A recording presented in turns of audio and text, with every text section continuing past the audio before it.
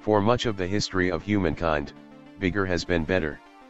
As our ancestors got taller, they became faster and stronger, allowing them to better hunt food and avoid predators. But in a world where we no longer need to fight for our meals, our height offers no real advantage. In fact, if we could shrink our size down to just 50 centimeters, we would need only 2 to 5% of the resources required by an average-sized human.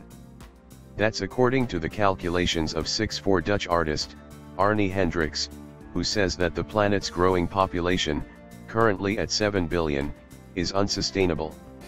"I have some bad news for you," he told Ethics Brainport in 2012. "You're not short enough."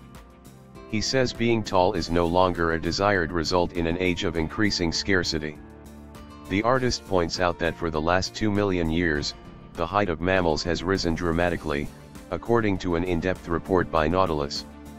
And in the last century, the average man has grown by 4 inches in the last century due to improvements in diet and public health, say scientists.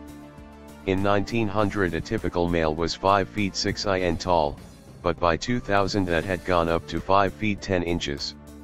Over the same time women have grown by 1.5 inches, from just under 5 feet 3 in to just over 5 feet 4 inches. Researchers put the growth spurt mostly down to pregnant mothers eating better food, which meant their babies grew up to be stronger and healthier.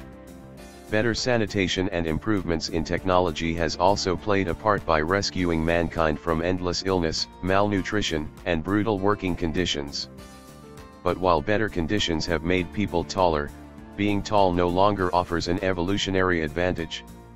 In fact, tall people have lower life expectancies, on average, than short people. Several years ago Hendricks launched a project that he dubbed the Incredible Shrinking Man to spread his ideas. The aim was to challenge our assumption that being bigger is more useful.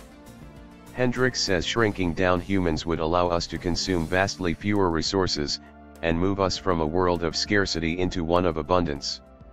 "1 tomato will make a decent soup and 1 chicken will feed 100, Hendricks writes on his site. It sounds like an unrealistic concept.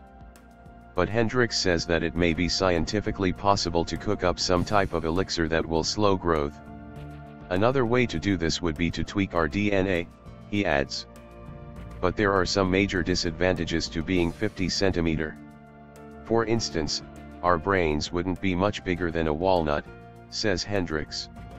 Researchers, however, say a reduction in brain size doesn't necessarily mean a loss of intelligence. They point out that over the last 20,000 years, our brains have become naturally smaller by we have got smarter.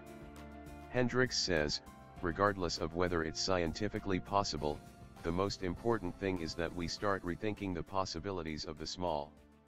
It may be, he claims, the only option to save our planet.